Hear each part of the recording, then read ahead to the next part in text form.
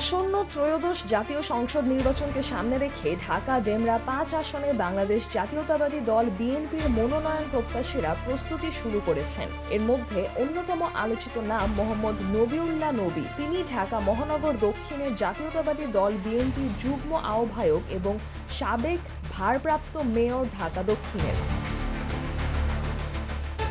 এই রাজনীতিবিদ দলীয় মহলে ইতোমধ্যেই একজন পরীক্ষিত সংগঠক হিসেবে পরিচিতি পেয়েছেন। মোহাম্মদ নবিউল্লাহ নবী ক্ষমতার বিকেন্দ্রীকরণ, স্বচ্ছতা ও জবাবদিহিতাকে রাজনীতির মৌলিক নীতি হিসেবে প্রতিষ্ঠা করতে চান। তার দৃষ্টিতে একজন সংসদ সদস্যের দায়িত্ব কেবল জনগণের সরাসরি সেবা করা নয়, বরং প্রশাসনিক কাঠামোর মাধ্যমে সেই সেবাকে জনগণের দোরগোড়ায় পৌঁছে দেওয়ার কার্যকর নীতি ও প্রক্রিয়া তৈরি করা। তিনি মনে করেন, মেধা ও দক্ষতার সমন্বয়ে জনগণের কল্যাণে নীতি নির্ধারণই একজন প্রকৃত এমপির মূল ভূমিকা। এই প্রার্থী বিশ্বাস করেন, প্রচলিত রাজনীতির ধারা থেকে বেরিয়ে না এলে গত ৫৪ বছরে তৈরি হওয়া রাজনৈতিক ও প্রশাসনিক কাঠামোর পরিবর্তন সম্ভব নয়। তাই তিনি জনগণের প্রত্যাশা ও সময়ের দাবি অনুযায়ী একটি নতুন রাজনৈতিক সংস্কৃতি প্রতিষ্ঠার লক্ষ্য নিয়ে কাজ করছেন।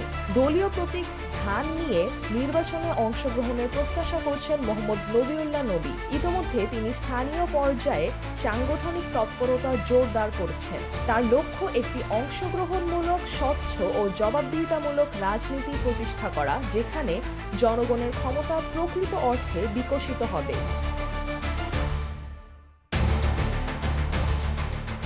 দৈনিক আওয়ার বাংলাদেশ, ঢাকা।